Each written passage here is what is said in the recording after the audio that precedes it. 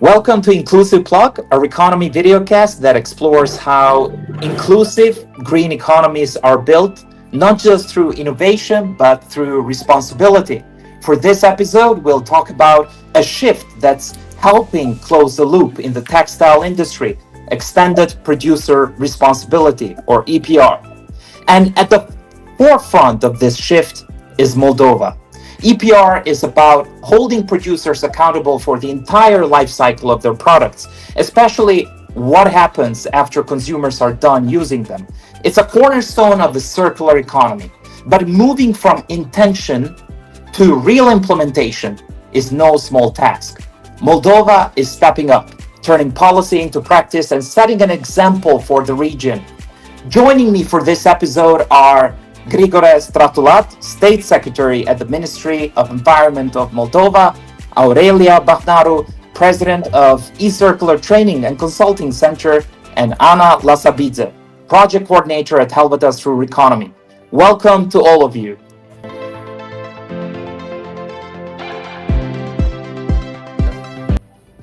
Let's begin with you, State Secretary. Moldova is now taking bold steps toward EPR in textiles. Why is this a national priority and how does it fit into your broader environmental goals? Yes, indeed. We are taking, let's say, the first and ambitious steps towards an EPR in textile industry. But it's all part of a bigger process. It's all about the promotion of circular economy. Just for information, the Republic of Moldova implements EPR since 2018 for other products. And now looking around, examining our waste management strategy and waste management program, but then again, looking around at the waste streams and types of waste that are being collected and are being, I would say, poorly managed. I find that the textile products are also, and of course, we need to identify a feasible and a sustainable solution. And as you all know, EPR is one of, let's say, the best tool to tackle this issue. We observed in the last 15 to 10 years that, let's say, fast fashion is rapidly growing in countries or regions from where we are importing a lot of textile products. We do have our own textile industry. Right. However, a big part, I would say, more than half, is being imported. And what we notice is that it is products that, let's say, not all the times comply with the standards and quality assurance, let's say, principles, right? And then observing this, we need to tackle this industry with, let's say, with a better grasp, right?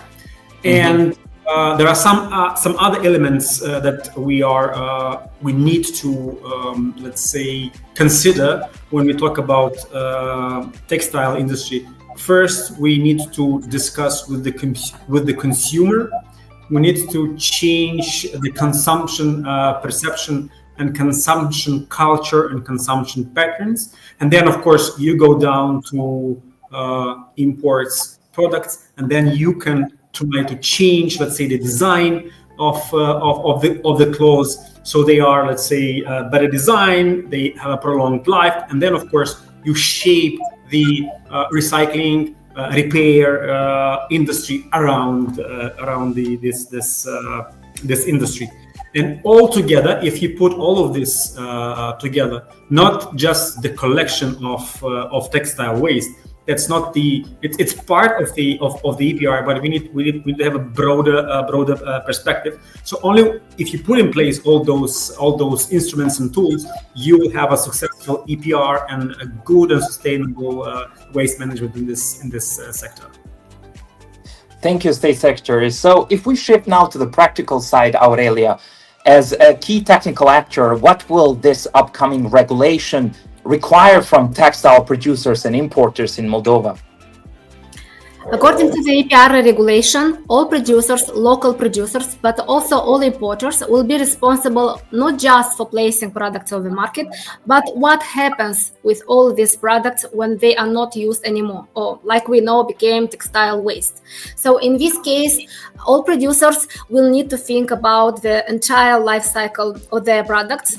This means from placing products, from producing these products, also including collection, reusing, repairing, recycling, once they are not needed anymore. According to the EPR regulation, very important to mention, all producers will be responsible to register in the list of producers, which will be managed by the Agency of Environment. If the producers are not registered, they will not be able to place products on the market. They will need, of course, to organize separate textile waste collection, and they will have targets regarding collection, reuse, recycling. And this separate waste collection system will be organized individually or collectively, depending how it will be managed, and the decision which will take the producers based on their resources and the infrastructure capabilities. And of course, also they will be obliged to assume the label of the products they play on the market. So we need clear information, especially consumers need clear information about the composition. They need clear information about how to care these products, the care instructions, because if we speak about sustainable fashion, if we speak about integrating circularity, this means also keeping products in use as much as possible. And this is also very important to do when we know how to properly use, maintain the products we buy, because many times consumers buy one product, but they use for a very short period just because do not respect the basic rules how to keep this product in a good way. Also, they will report, all producers will be obliged to report to the Agency of Environment how much they collected separately, how they managed this kind of waste, which is very important because by now we do not manage a database with all this information to know exactly the situation on the market and the capabilities of this sector. And also, not less important is the responsibility to cover all the costs for managing textiles waste, because EPR is about these obligations of producers on covering the cost for managing the waste resulted from the products placed on the market. So this is the main idea too. And not less important, I want to mention here is the regulation also promotes the prevention reuse practices. So it's not just focused on collection, but is also focused on prevention reuse and on better product design. So we have a lot of specific regulations which cover practices supporting keeping products in use, offering different kind of services, repairing, reselling, integrated social entrepreneurship in these activities for supporting like donations, cooperations of private sector, and different kind of other activities and tools about instructions, like I said, how to properly use, where to bring the textile waste, cooperations on developing specific circular business models in cooperation with other stakeholders, taking into consideration that, for example, some textile waste can be transformed in something useful, which can be placed on the market, which can result in some revenues for more vulnerable sectors. So it's like integrating different actors and making all possible to integrate the circular principles by managing in a proper way all textile waste. Thank you, Aurelia. And from RECONOMY's regional perspective, Anna, what stands out to you about Moldova's approach? Like, why is it a model the region should be watching? Thank you for the questions, Sabin. Certainly, and indeed, from RECONOMY's regional perspective, Moldova's approach is noteworthy for its practical alignment between policy objectives, private sector engagement, and also green transition priorities. So the country, in this case, Moldova, has made important steps in introducing EPR in the textile sector. And there are, of course, a lot of, I would say, criteria or list of these criteria, what makes Moldova's experience relevant for the region. But I would say like 2 or 3 of them. And one of the most important, I think, is effective public-private dialogue, what is going on right now in Moldova, engaging producers, engaging industry associations in shaping the agenda. And this, I would say, represents a critical component of the overall process. There is also a phased and consultative approach to piloting EPR. This is allowing space for learning and adaptation. And this is the, I would say, correct way that everyone affected by the regulation has the time and support needed to be well prepared for its introduction. So step by step, we're doing it together. Then we have strong focus on circular economy principles, which is also one of the main point here in a sector with a growing export orientation, growing export potential, and also regional connectivity. So this approach, I would say, highlights how a coordinated and also inclusive process can support green policy implementation in ways that are realistic, that are participatory, and that are scalable, of course, with potential relevance across the Eastern Partnership countries. So that's it. Anna, we know that great policies can remain on paper unless there is implementation. So a question to the State Secretary, what mechanisms are you putting in place to ensure that EPR is enforced effectively?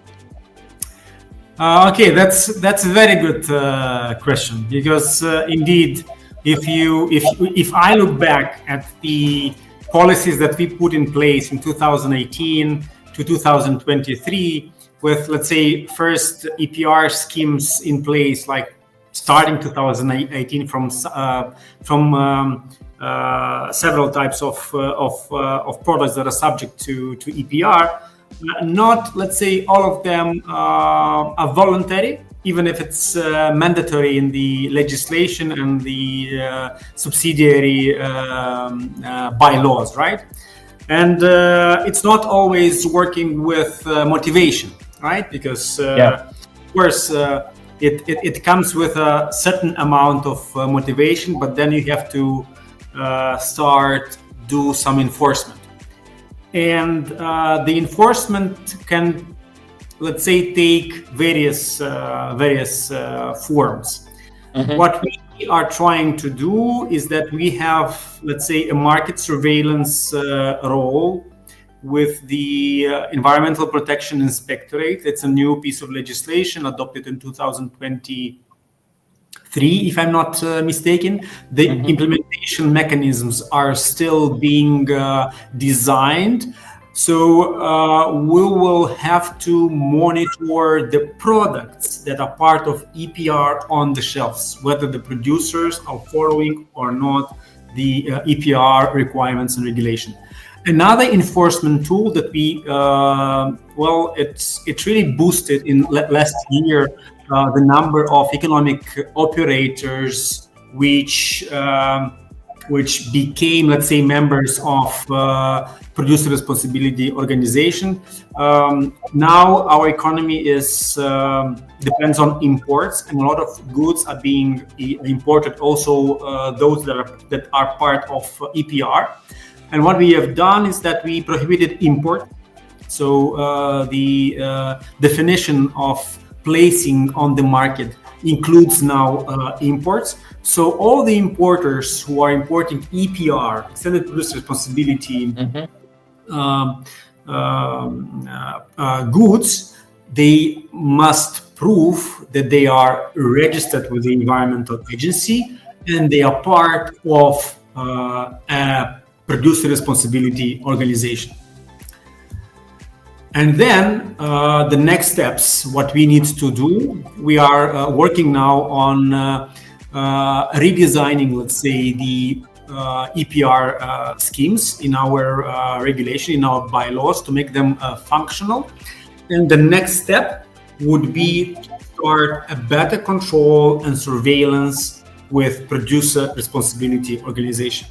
We need to understand how the EPR is working, whether the targets that we have established in our laws are met, and the most important thing, if the wastes that are being collected are treated, whether treated, valorified, or recycled properly. What we understand now, what we see is that currently the EPR is not yet responding to the reshaping the design criteria for these products. And I think we need to take it to a more regional or international level, the discussion about producers and how we can enhance a better product design. Aurelia, to help businesses adapt, you're also introducing lifecycle assessment services. What will these offer and how do they connect with EPR? Yes, indeed, we launched LCA service, Lifecycle Assessment 1, and especially now focused for companies from textile and apparel industry. And I want to mention the main idea here is to help these companies to assess, to monitor, but first of all, to understand the impact on the environment. And now, especially when it's coming the EPR regulation, we have this digital passport product also requirements at the European level, because companies which export their products in Europe will be also obliged to respect this regulation and integrate these requirements too.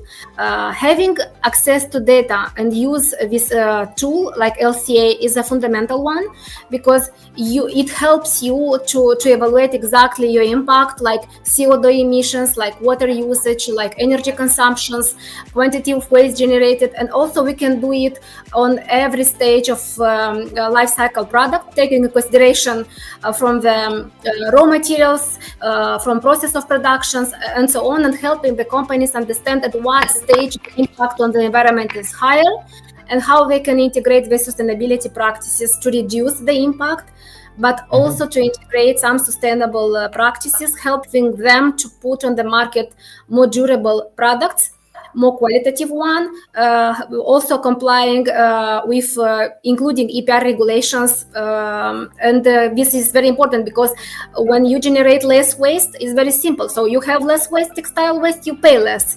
The costs are reduced. So then here in the regulation, like was mentioned before, it's very important to make this difference between the producers who integrate sustainable practices, who invest in the design of the product, and those who do not comply with these requirements. This is why this tool will help companies not only comply with the regulation, but will help understand the benefits.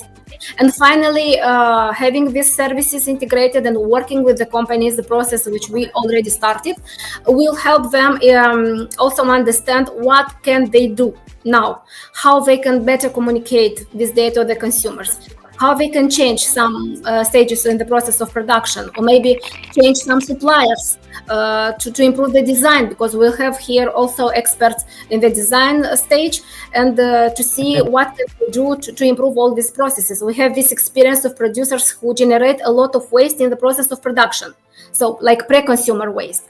But at this stage, the design of the product is a fundamental one to see how you can improve it and to reduce this. Also, you can understand in a better way if your product will be interested on the market, if you have consumers, and finally you just not have this a lot of clothes that you cannot sell, for example, and finally they are taken and are not used. This is also what is happening on the market, and then it's a problem for producers too, but it became an environmental issue at the same time. So very long of aspects we can integrate and bring something new to the producers, like a very short but clear plan, like I said, what to do, how to do it, but starting from the data. You must know, you must screen and understand how sustainable, and if it's sustainable your business. And practically starting from here, you can understand really what you can do to change it in a better way. Anna, how does this effort connect to RECONOMY's vision of inclusive and green economic development in the Eastern Partnership and the Western Balkans?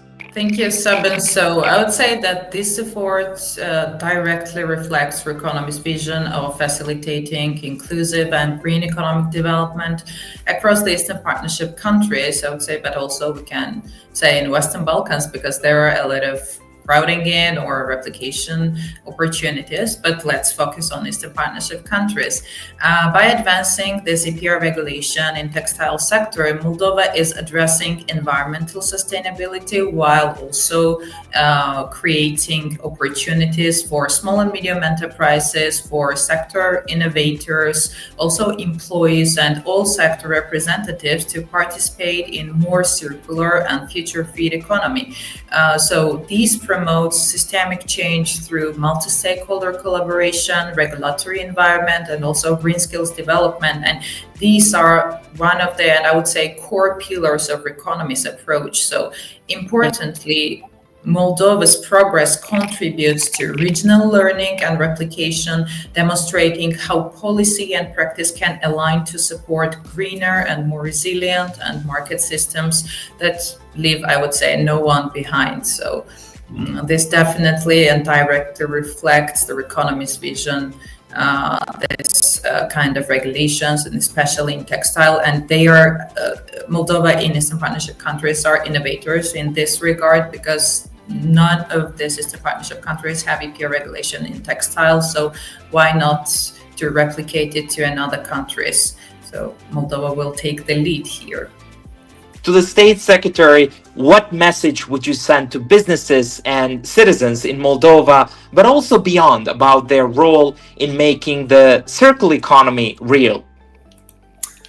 Well, what I would like also to say that it's an effort, it's a combined effort of businesses, of consumers, people, and authorities, and we all have to become partners in this, let's say, implementation of circular economy. So moving away from the old model of consumption, like take, make, and waste, towards a system of circular economy, where products, materials, after they are consumed or become waste, are reintroduced in economy. We have to think, of course, on the waste minimization, and of course how to regenerate value in the system. Because without the regeneration of the value, it's not going to happen, let's say, fast and convenient for everyone. Because we all know consumers are